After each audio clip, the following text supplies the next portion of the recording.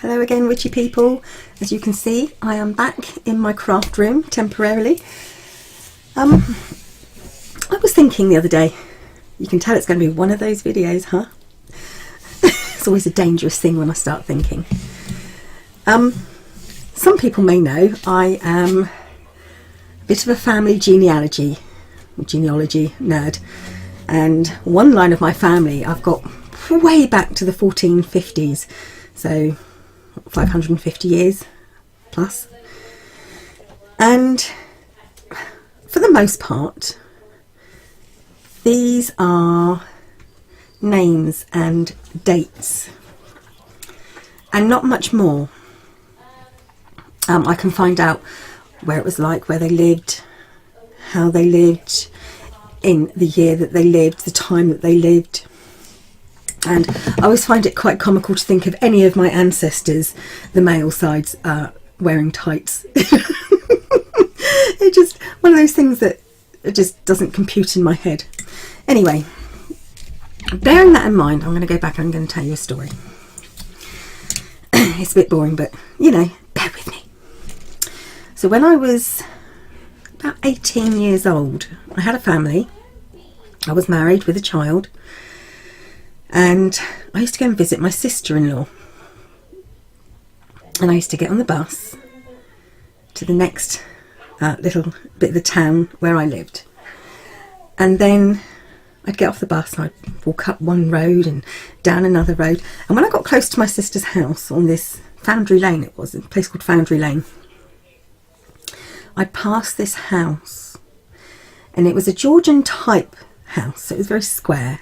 You could barely see it had a roof, you know, it was just very a Georgian type, Georgian-esque house, and it was painted pink. Now bear in mind, I'm not a keen lover of pink, never have been. Don't like wearing pink. I don't like decorating in pink. It's not that I don't like the colour, it's just not a me colour. Anyway, I digress. But this pink house, carved above the door, the name of the house was Rose Villa, and it was on a corner, and the garden wrapped around the house on the two sides as it went round the corner, and the garden was paved into like blocked flower beds, and in each of the flower beds grew nothing but roses, which is something else I love roses, I just couldn't have a whole garden full of them. But this house entranced me. I loved this house. I can remember saying to my husband at the time, because it was before I was married this time, he's my ex-husband now, still good friends, but ex-husband. I can remember saying to him at the time, I'd love to live in that house. I feel like that house is mine somehow. And all the time, every week we'd walk past this house and I'd say the same thing. It was like this house was calling to me. I loved it. And I desperately wanted to know who lived there and what it was like inside. But part of me kind of knew. I knew what some of it was going to be like inside. Imagination, I suppose, just sort of like taking over. And like I say, and that went on bang on a couple of years. And I'm pregnant again with my daughter. And she decides that she's going to be very, very late. And I wasn't worried at all. And then one day, woke up, felt a bit strange, phoned the hospital and said, I'll probably be in tonight. Booked me in the maternity ward, and they laughed and put the phone down. But it was not that night. It was about 6:30 in the morning. I just phoned up and I said, I'm coming in. You can't stop me. I'm coming in now. I had no labour pains, nothing. And this was the 30th of September. And I gave birth to my daughter that day. Now, what has all this got to do with genealogy and witchcraft, you may say? Well, the thing is, I didn't start tracing my family tree until about 8 years ago, 7-8 years ago. It was when my grandmother died, and I really wanted to she had so many photographs. She had a photograph of her with her great grandparents, and I wanted to find out more about these people, because I had a photograph of me and my great grandmother, and a photograph of me and my nan, and I don't know, it was just, I really wanted to find out about my family. And whilst on this journey, a couple of years later, I found out a few things. Rose Villa was my great grandparents' house. His name was Elisha, and he was a fisherman in Brixham. And whilst at sea in his boat called the Fairy, a young lad fell overboard and died. And Elisha could not bear it, so he sold his fishing boat and moved down to Southampton and opened one of the very first fish and chip shops in Southampton. And Rose Villa in Foundry Lane was the house he built in honour of his wife, Rosa. And the fish and chip shop is still there. It's further up on Foundry Lane. It's still there. It's now a Chinese takeaway. But it was almost like genetically or something, I knew this house was important to me. This was my family moving down to Southampton. I wouldn't be here if that hadn't happened. And this was obviously, like I said, it was my daughter is now 29 years old. So you can see it was quite a long time later. I also found out that she was born on Elisha's birthday. So they share a birthday. And I knew she was going to be born that day.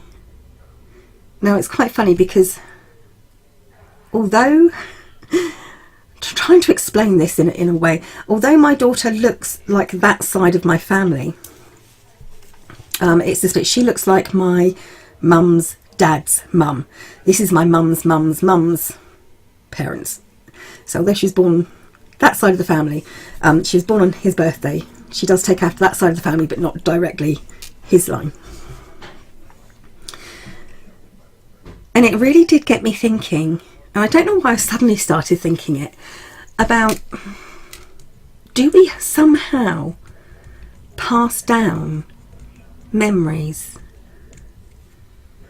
without, sort of like genetically, without this oral tradition or anything else, but genetically, do we pass down memories? Do we pass down feelings and those little snippets of time, perhaps? You know, is there something that we pass down genetically to our families that sets that yearning inside us and keeps us remembering and sparks those little things, you know, like I once knew a girl who found a wedding dress in a second-hand wedding dress store, and she went in with a very, very, very specific dress in mind. This was the 80s, so it was flouncy, and she came out with this dress. It was like a cream silk, and it had a dropped waist and a fishtail skirt. Nothing at all like she wanted. And when she brought it home and she said to her mum, I'm going to try this dress on, you're not going to believe what I bought. It's nothing like I said, but this dress called to me. You can see what's going to happen, can't you? She tried on the dress and her mum said, that looks exactly like my grandmother's dress, or your great grandmother's dress. And they got out the photographs and they're pretty sure it was her great grandmother's dress that she just happened to find in a second-hand wedding dress shop. So what called to her? What made her choose that dress when that isn't really what she wanted? But when she saw it, she knew. So is there some kind of genetic memory stamped upon our very souls and our very being,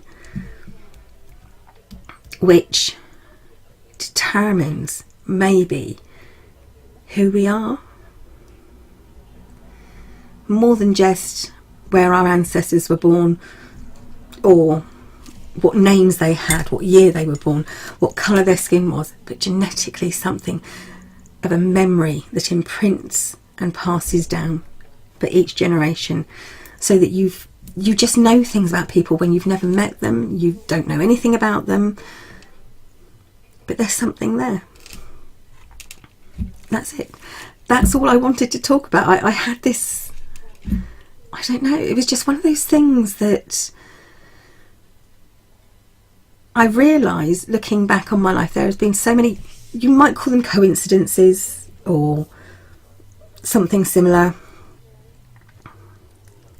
but are they? Do we have all these coincidences, or do we have this connection to the past that tethers us and helps mould us? And when I look back on my family line, it's just, I can imagine what some of these people were like. I mean, I had a great-great-great-grandfather who lived on Brighton Beach, while his wife and daughters lived in a house. When the census was taken, he stated he lived in Brighton Beach. My 5 times great-grandfather on my father's side died in the Basingstoke warehouse of asthma. I'm asthmatic, but he died of asthma in the Basingstoke workhouse, while his wife and their disabled daughter Matilda were still running the post office in a place called Candover Brown, which is near Winchester. I wonder why. Why was he in the workhouse and yet she was doing quite well? And all these things I'll never truly know, but I think there's part of me that perhaps, maybe it's just guesswork, but maybe there is a part of me that kind of knows in a way. Anyway, I'm off. I have a few more videos to make and a lot of tidying up to do. Thank you for watching, witchy people. I will be back very soon. Bye for now.